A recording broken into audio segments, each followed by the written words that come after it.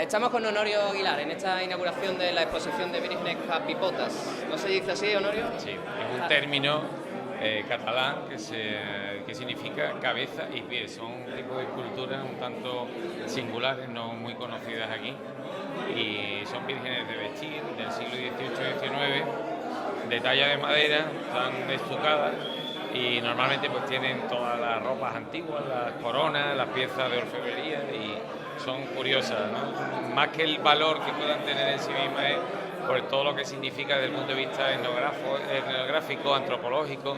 Eran vírgenes usadas en capillas domésticas, en las casas, como pequeños oratorios de toda la zona del Levante español, digamos desde Murcia hasta Gerona y toda la costa, incluso también las Baleares. Y bueno, esto es una colección que empezó mi padre en los años 70 en Villaverde, y le gustaban las antigüedades de estas cosas. Yo no le presté mucha atención hasta hace unos años que él ya no estaba, y empecé a restaurarlas, y a partir de ahí pues ha habido cierto interés. En el Hospital de la Caridad se pusieron, en el Museo Ciudad de Carmona, me han llamado de varios ayuntamientos, incluso me han llamado ahora de Valencia para que deje la colección, o de Galicia, incluso el Monasterio de Samos, que hay exposiciones de arte de este tipo. Y bueno, a mí me ha hecho mucha ilusión cuando el Ayuntamiento de Tocino me ha pedido, y yo pues de forma encantado se lo cedo para que la ponga ahí en el nuevo centro. Muy bien. Siendo una tradición valenciana, levantina más que nada, ¿cómo adquirió tu padre las primeras vírgenes? Pues yo creo que empezó a comprarlas en el Jueves, en Sevilla. Yo recuerdo que yo era muy chico y alguna vez se presentaba con una virgen de esta, que yo la veía muy grande entonces, ¿no? Yo tendría 6 o 7 años. Y en principio estas vírgenes que se vendían en el Jueves, digamos que las familias en las que estaban, porque no eran vírgenes ni de iglesia, ni de convento, ni nada de eso, eran de casa. Y esto formaba parte de la herencia, pasaban al hijo mayor de cada familia. Pues los cambios de hábito, de costumbre, hacían que las casas de pueblo normalmente pues tenían que repartirlas entre varios. En cambio la capilla con la virgen no sabían qué hacer. Yo recuerdo que los anticuarios decían que en origen las compraban así, entonces empezaron a venderse, hasta no hace muchos años se han vendido en el Jueves, más que en el Jueves, en anticuario. Y ya desde hace unos años no hay, porque se pusieron de moda entre los coleccionistas. Decoradores catalanes de prestigio empezaron a utilizarlas en sus montajes, en sus exposiciones, y bueno, artistas contemporáneos les ha dado por coleccionar capipotas, y hay cantantes y músicos que tienen también colecciones de este tipo de imágenes. Resulta curioso, pero es así, ¿no? Y tú has mantenido la tradición de tu padre, porque entiendo que también te gustará este tipo de arte, ¿no? Sí, bueno, a mí el arte en general me apasiona. Yo soy arquitecto, me dedico a la arquitectura, ese es mi ejercicio, y además vocacional, me encanta, pero en general me gusta el arte, me gusta mucho la pintura, me gusta la escultura, y bueno, he sido comisario de diversos tipos de instalaciones, de exposiciones. Vivo relacionado con ese mundo. Hoy, por ejemplo, he inaugurado una exposición de pintura en Sevilla, en un restaurante que monté el año pasado, porque me dedico a cosas un poco variadas. Y en ese restaurante, que además pues amigos de aquí de Tocino han visitado, porque el club de lectura ese tan interesante que hay aquí, fue un día allí, que eran 30 o 40 personas. Hacemos exposiciones de pintura, y bueno, lo hago porque me apasiona todo ese tema, ¿no? Y hoy, por ejemplo, se ha inaugurado una exposición de pintura contemporánea en el restaurante. Entonces, no sé, en Sevilla he organizado colecciones tan raras como la del paño de la Hermandad de la Verónica, en la que he intentado meter arte contemporáneo, o sea, que era una colección de primer nivel, como de las mejores colecciones de arte contemporáneo de España, pues invitando a artistas, amigos que tengo, de pintores, escultores, y es un mundo que me gusta y que está directamente relacionado con mi trabajo. La arquitectura es un arte más, y además un arte que integra arquitectura, integra pintura y escultura. Y en el caso de esto es sobre todo el legado familiar, ¿no? Y es un poco el lazo con mi pueblo, con mis raíces, con Villaverde, con mi padre, con su historia, y me gustaría dejar esa casa también como un pequeño museo. Se une este tipo de arte, a pesar de que, como comentas, sobre todo está enfocado, o mejor dicho, tiene su origen en Valencia, en Cataluña, pero laza bastante bien con esta devoción tan mariana que existe en Andalucía, ¿no? Sí, Andalucía se dice la tierra de María Santísima, es la zona donde hay más culto hay la Virgen, pero en toda la zona del Mediterráneo en general es bastante habitual el culto a la Virgen, se habla como el culto principal, ¿no? y es un culto que arranca prácticamente desde el siglo VIII-IX, se extiende por toda Europa con bastante fuerza y sobre todo a través de las órdenes religiosas del Cluny y del Cister. Hay unos santos que en especial son los que propugnan la devoción a la Virgen a partir del siglo XII-XIII, como serían San Francisco de Asís, San Antonio de Padua y San Bernardo de Claraval, que es el de la orden del Cister, ¿no?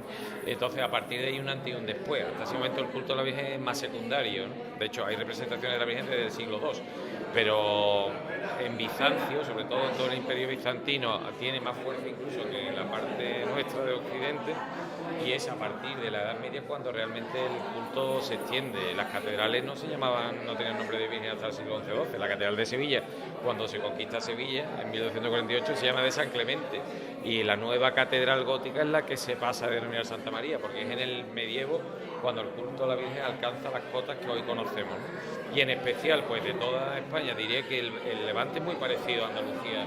Mira, yo he ido a las fiestas de Valencia, a la Virgen de los Desamparados, y igual que el Rocío, como cuando trasladan la Virgen de la Basílica a la catedral, es que es igual que la procesión del Rocío. Lo que pasa es que es menos conocido, ¿no? Pero que hay un culto a la Virgen allí muy importante. Entonces, de todo este culto a la Virgen, además allí las Virgenes son sentadas más que de pie, porque se inspiran en todo lo que es la corona del Reino de Aragón. Hay un culto a la Virgen sentada que se llama Virgen Majestad o Virgen Quiriotisa, que es la Virgen Trono de Sabiduría, la que transmite la sapiencia, y es una tipología muy de allí. Incluso las dolorosas de allí son sentadas, ¿eh? Y luego hay otro tipo de virgen como las Inmaculadas, la Virgen del Carmen, que es una cosa muy de allí, y las Inmaculadas es curioso, antes lo estamos comentando también, como son rojo y azul, no blanco y azul, aunque hay también alguna blanca y azul, porque el culto es rojo y azul. Blanco y azul es en Sevilla, que es en la tipología. Nosotros pensamos en la Inmaculada, pensamos en las pinturas de Murillo, pero hay pinturas de Velázquez, de Pacheco, eso que es rojo y azul, y luego Murillo crea la escuela sevillana de ese concepto de la Inmaculada, que es otro, que luego llegará, traspasará los límites de España. Tiepolo la pintó un siglo más tarde exactamente igual. Y aquí esas escuelas valencianas, catalanas, recogen todas esas formas, esas tipologías, recogen esos colores, porque en la mayoría de los casos los trajes, los atributos y todo son los originales. ¿Cuántas vírgenes componen esta exposición y cuántas componen tu colección completa? De este tipo tenemos unas 40 y tantas, y aquí hay unas 25. Pero luego en el conjunto de escultura allí tenemos también vírgenes de talla, cristos de talla, un poco de todo, de barro, de terracota. Pues allá habrá casi 300 piezas. ¿Tienes alguna favorita entre todas ellas? Hay una virgen que me gusta mucho que aquí, que es una cosa muy chiquitita, que se llama la Virgen del Tránsito, que es una virgen dormida.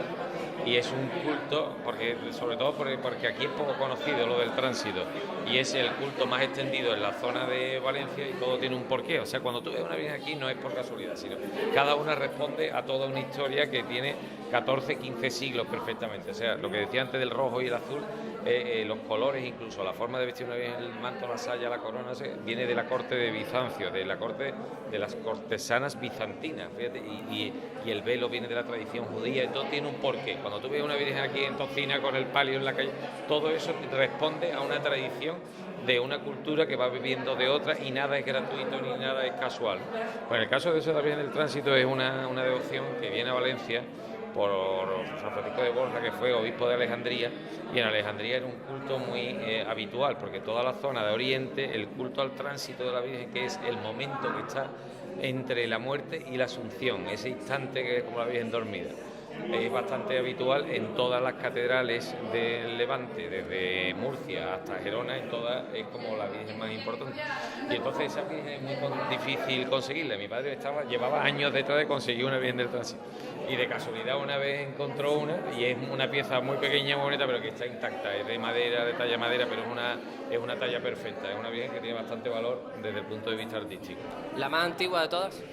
Pues quizá esta que está aquí, que no es estéticamente la más bonita, es como una virgen embarazada, una virgen de la Encarnación o de la Esperanza, que responde también a una de esas tipologías antiguas que tiene su nombre griego para definirla incluso, ¿no? Que se llaman vírgenes atalaitas, ¿no? Que es del nombre griego de la Virgen portadora, ¿no? Y es una tipología distinta, son como menos estéticas, pero es quizá la más antigua. ¿Y la más exótica de todas ellas? Pues una que viene de México, porque la auge de las capipotas en el siglo XIX fue tal que había demanda al otro lado del Atlántico por este tipo de vírgenes, y en las haciendas y en las casas de los criollos y las casas potentes de allí también querían tener una capipota con su capilla. Entonces sé que las llevaban desde el puerto de Valencia hasta allí, pero llega un momento que hacen allí una escuela y su taller propio. Entonces la escuela, y además hoy entre los coleccionistas como muy cotizado la escuela mexicana, se hizo otra escuela también en Filipinas. Hay otra escuela filipina de capipotas inspiradas en esta. Y esta mexicana, pues sé que perteneció a una familia mexicana que tenía ascendentes españoles. La Virgen la montaron en un transatlántico en Veracruz, terminó en Barcelona, después pasó a Valencia, después a un pueblo de Valencia que se llama Bolbaite, y de ahí de un pueblo de la Sierra pasó a Villaverde. Y hoy está aquí también expuesta.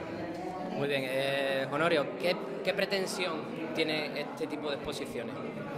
Pues divulgativa, sobre todo es difundir el patrimonio, y cómo lo que parece que no tiene valor, porque verás, yo por mi trabajo, por mi forma de ser, por todo, estoy en contacto con sectores sociales absolutamente distintos. O sea, si tú te gusta la Semana Santa y vives encasillado en ese mundo, no ves otras realidades.